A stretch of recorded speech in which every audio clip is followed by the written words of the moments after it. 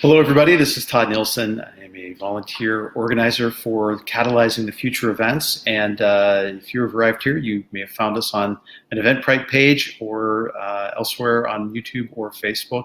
Wherever you happen to be coming from, I'm really glad you're here. Thank you for tuning in. And we've been talking about the upcoming day of training on December the 9th. That's going to be running, in several simultaneous streams throughout the day. Along with, we just added this, it's very exciting, a couple of reflections, pauses or interludes between the trainings to give people a chance to network with each other, as well as to reflect on some of the things that they've learned in the individual sessions. So I do hope you'll join us for it. You'll be able to find all the details about the training sessions and what each of them is named up on the catalyzingthefuture.com website. But today, I am excited to have one of our other guests, one of the facilitators and trainers for the day of training for Catalyzing the Future, Sara Robertson. Sara Robertson, welcome. It's good to see you. It's good to see you too, Todd. So Sara is going to be doing a session called No Longer a Nice to Have, Why Investing in the Well-Being of Your Human Capital is Crucial to Your Risk Management Strategy. And Sara's background is, after experiencing severe burnout in her former career in management at one of Canada's 50 best managed companies, Sara went on a mission to build a new life for herself and found a calling in teaching others that there is a better way to live and work. I love that. In 2015, she founded Lime Horse, a professional education company with a focus on the legal profession, offering online and in-person training in mindfulness, emotional intelligence, organizational development, and peak performance.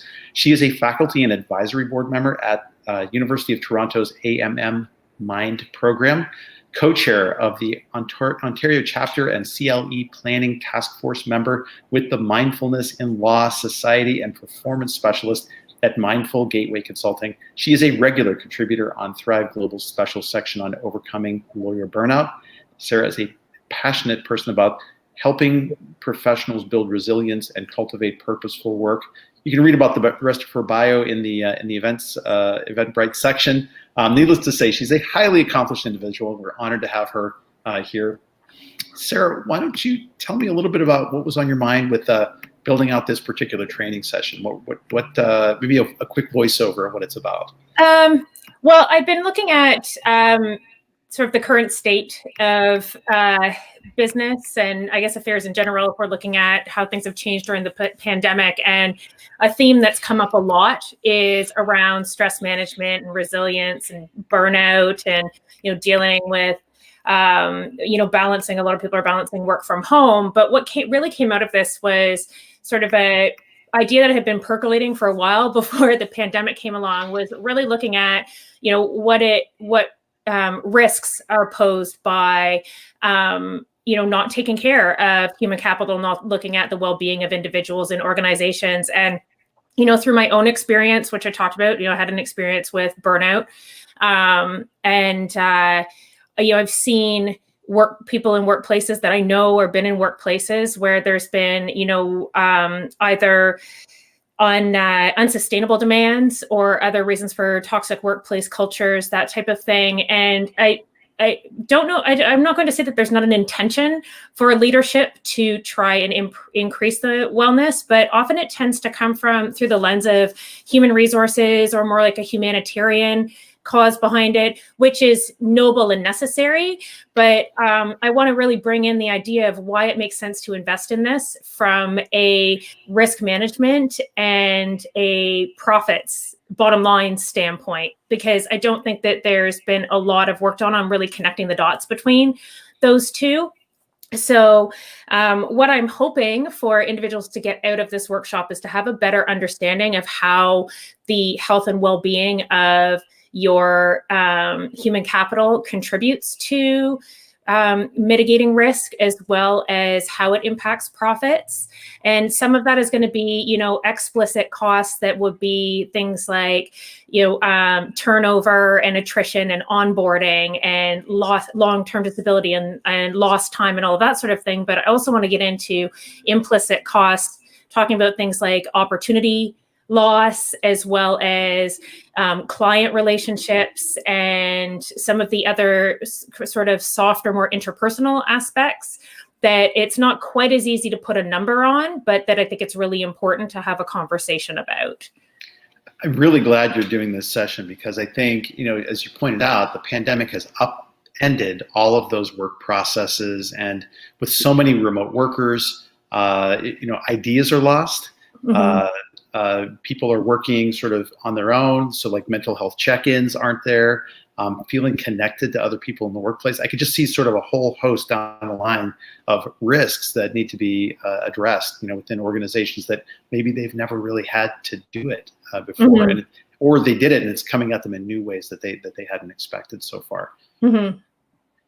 So as far as who would benefit from attending the sessions, what do you recommend as far as who's going to get the most out of being a part of this?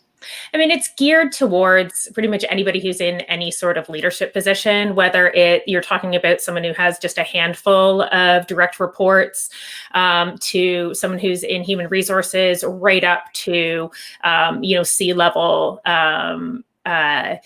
individuals who are looking at sort of like in a broader scope of how these things impact their organization.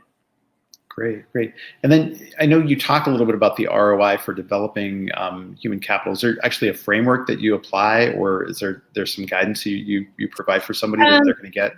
So more of this, that's something that within the time that we have for the workshops would be a bit to bite off. But we are going to talk about, some research, some very specific numbers around ROI on investing in these types of programs. I'm hoping to have a little bit of some ability to kind of break out and have people converse with each other about their experiences in their companies. And then we will create sort of a way to walk through some of the items to consider, so that there will be some framework, at least for people to be able to reflect on, like where are helping to identify the areas in their organization that could either benefit from this, or maybe they haven't looked at that. A lot of this comes as sort of like unrecognized risk, or it's recognized but not really prioritized. And so I would really like to walk people through being able to say, like, okay, here are the areas that are directly impacted by this, and being able to sort of either identify or rate like where they believe their organization is on each of those items.